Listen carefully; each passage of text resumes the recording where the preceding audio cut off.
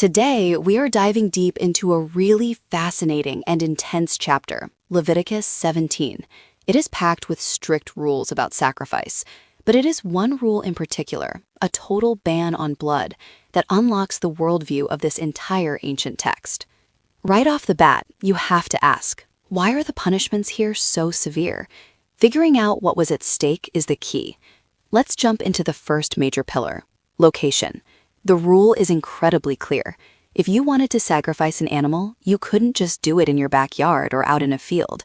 Every single sacrifice had to be brought to one central, authorized place, the entrance of the tabernacle.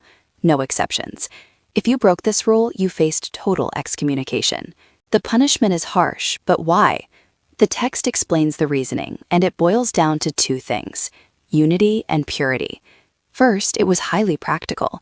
It stopped freelance worship. By making everyone come to the center, it ensured all sacrifices were done the right way, by the right priests, as official peace offerings meant to build fellowship. It was all about standardizing the practice. The second reason is way more dramatic. Centralizing worship was designed to stop people from unfaithfully sacrificing to goat idols or demons in the fields. This shows a massive fear of syncretism, people blending their faith with local pagan nature religions. For a group trying to forge a totally unique identity, stamping out rogue backyard operations was a matter of literal survival. Let's shift gears to the second major theme, the absolute total ban on consuming blood. This wasn't a dietary tip, it was a core foundational law.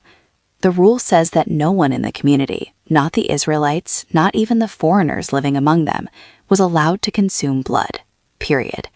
It was a universal law for every single person, which reinforces just how intensely serious they were about it. Why this intense focus on blood? The theological reason has nothing to do with nutrition and everything to do with the definition of life.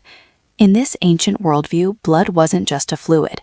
It was seen as the physical carrier of life itself. To them, blood was life. To eat blood was to disrespectfully consume life itself.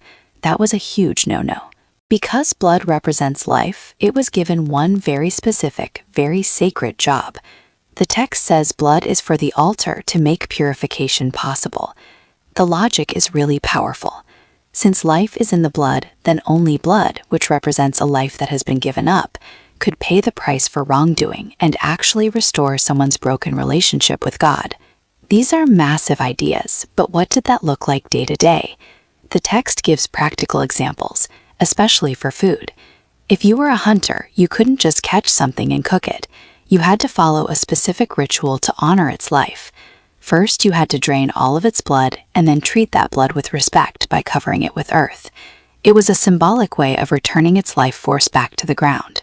The rules even covered animals you found already dead. If you ate an animal that died on its own, its blood hadn't been properly drained. That made you ceremonially unclean. To fix it, you had to go through a purification ritual, washing your clothes and bathing. If you skipped that step, you would be punished.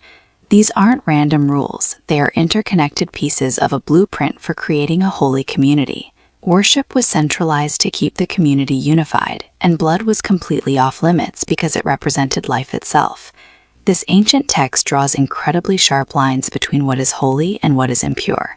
It makes you wonder about our modern world today. How do our own deep-seated ideas about what is sacred and what is strictly forbidden continue to shape our communities, our ethics, and our lives?